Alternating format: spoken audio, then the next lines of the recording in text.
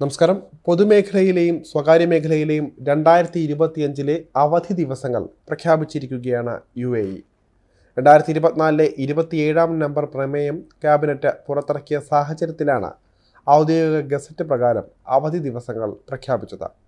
UAE ഭരണഘടനയുടെ പ്രധാന നിയമനിർമ്മാണ രേഖകളും നിയമങ്ങളും ഇതിൻ്റെ മുന്നോടിയായി സമഗ്രമായി പരിശോധിച്ചിട്ടുണ്ട്.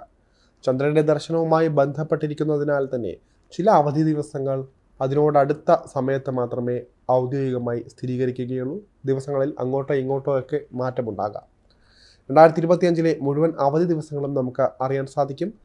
പുതുവത്സര ദിനം, അതായത് 2025 ജനുവരി 1 അവധി വരുന്നത്. ഇവിടെ ഈദുൽ ഫിത്തറിന് ഉണ്ടാകും. ഹിജ്റ 1446 ഷവാൽ 1 മുതൽ 3 വരെയുള്ള 3 ദിവസം ഈദുൽ ഫിത്തർ പ്രമാണിച്ച അവധിയായിരിക്കും.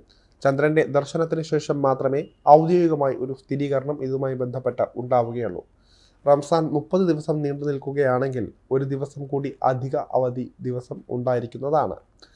അറഫത്ത് ദിവസവും അവധിയുണ്ട്. ഹിജ്റ 1446 ദുൽ ഹജ്ജ് 9 വരുന്നത്. ഈദ് അൽ അദ്ഹ ഹിജ്റ 1446 ദുൽ ഹജ്ജ് 10 മുതൽ 12 വരെ ഈദ് അൽ അദ്ഹ പ്രമാണിച്ച അവധി ഉണ്ടായിരിക്കും.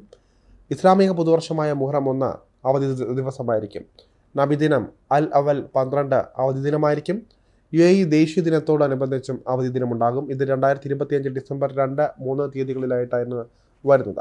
ആർട്ടിക്കിൾ 2 പ്രകാരം ഈദ് അൽ ഫിത്തർ, ഈദ് അൽ അദ്ഹ എന്നിവ ഒഴികെയുള്ള പൊതു അവധി ദിവസങ്ങൾ ആഴ്ചയുടെ തുടക്കത്തിലേക്കോ അവസാനത്തിലേക്കോ മാറ്റാൻ മന്ത്രിസഭയ്ക്ക് അധികാരമുണ്ട്.